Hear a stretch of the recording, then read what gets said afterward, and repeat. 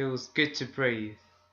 Hello everybody, this is Wild Rocket here, and I am here with the first 2 months, the long overdue, but hopefully to be worthwhile recap of my first 2 months here in Japan. It's been a great 2 months so far. They've gone by very quickly. You know, it's difficult to really look back because everything is changing so quickly. My understanding of the culture and the language and my environment is changing daily. It's a really exciting process. It's a process without a beginning or an end. It's just like a big sort of infinite stream, and it's really educating and very revealing in many ways.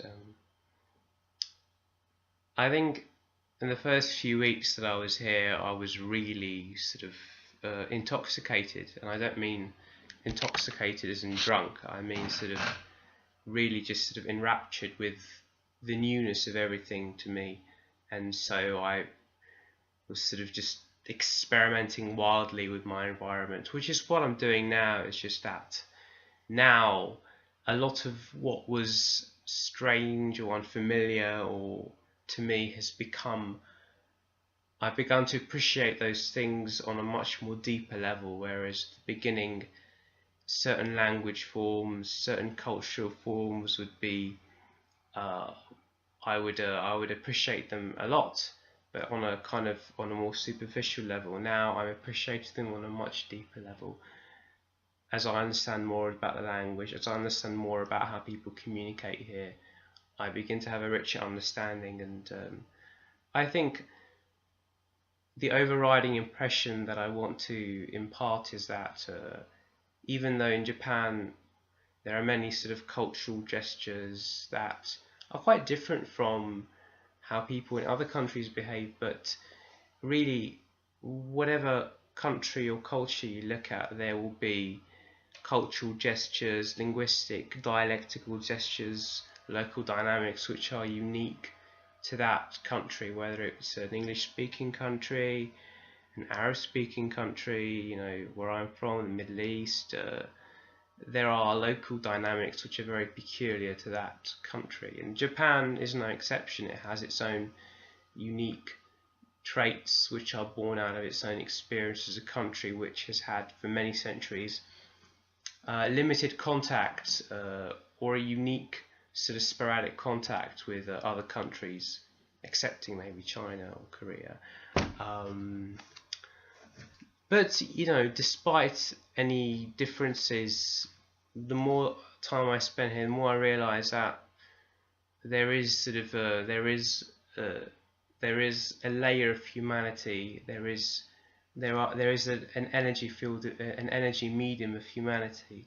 And for me, that energy medium is love and compassion and understanding that unites everybody, and that everybody can understand and everybody can communicate between each other, even if two people can't necessarily speak the same language.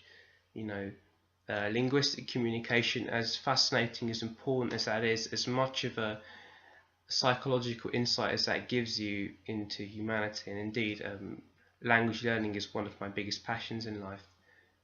But having said that, as much as it is my passion, and you know, I speak Arabic and English, and I speak more Japanese every day, nevertheless I realise that linguistic communication is like 5% of communication.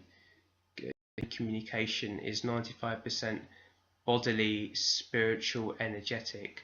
It's to do with tuning into the frequencies of other people by going by the energy of how they carry themselves, and that's really evident to me living here in Japan, because in many cases I'm in situations where I can't say more than the basics, or much less than I would like to say. And you know, there have been occasions where people have knocked at my door and have tried to tell me things, and I've really struggled to understand them, and they'd walk away quite disappointed because they realise when I opened the door that I didn't turn out to be exactly what they expected to be. You know, I think I mean, I don't know how other gaijin or foreigners who are new to Japan see it.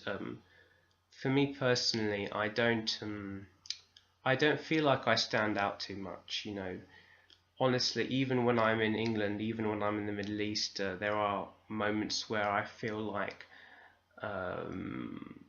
the kind of things that I'm seeing and experiencing are filtered through a very unique perspective, and that uh, a huge part of my journey and experience on this planet is very much my own sort of journey to wage through. And there are many people who, until I communicate to them through my energy and through my presence, are not going to understand me very much. And I felt that way amongst family.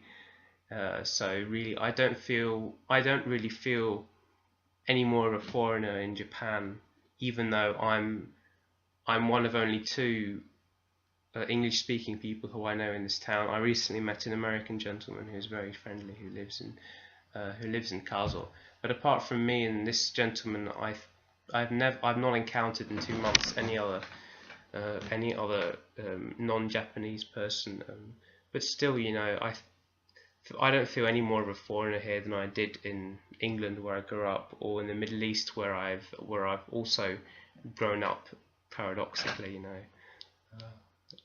I don't know how many people in the world have had this experience of calling different countries and different cultures home. It's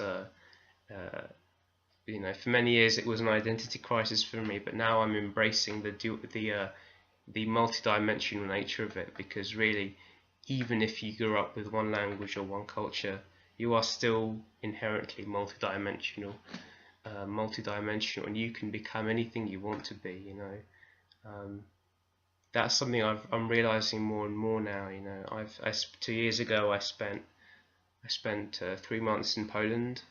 Before I went to Poland, I studied the Polish language and I communicated in Polish, and I had a taste of it then. And now, being in Japan, in a much more in a very different context, I'm realizing it's ever to more than ever that, regardless of who you are, what language you speak, or what your culture is, that there is a field of energy,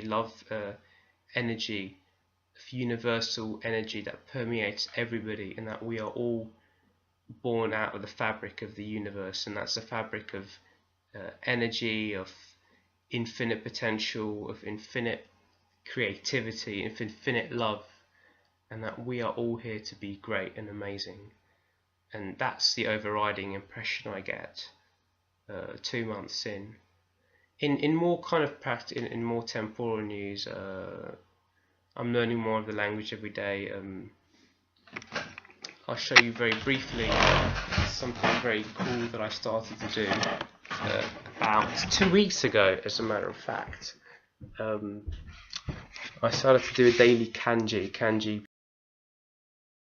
bet in use in Japan here. A daily kanji written on the board of my refrigerator. As you can see, this kanji of the day means to be strong or to force. And I've got two nouns using this kanji: benko, which means to study, and goin, willful. It has two readings, this kanji. The Japanese reading is tsuyoi, which means strong, and kyo or go, which has different applications depending on the word in which it's used. I hope you like my heart, and yeah, it's always there to remind me in case I'm experiencing some moments in the day of the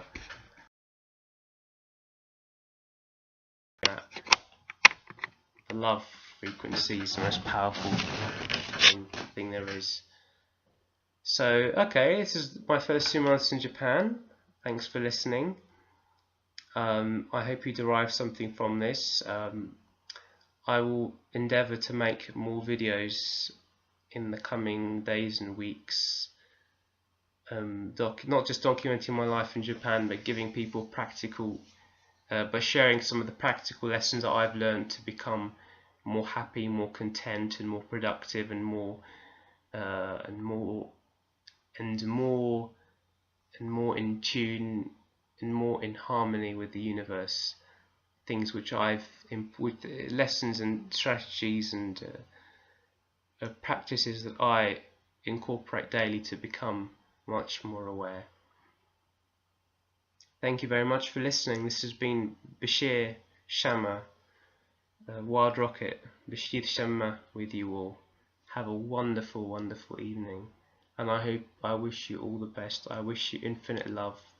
I wish you infinite abundance. I wish for all of you to be happy and relaxed and at ease wherever you are in the world, whatever your job is, whatever your role is, regardless of how you live your lives. I wish you all the best, and I wish you nothing but love and abundance and peace and success.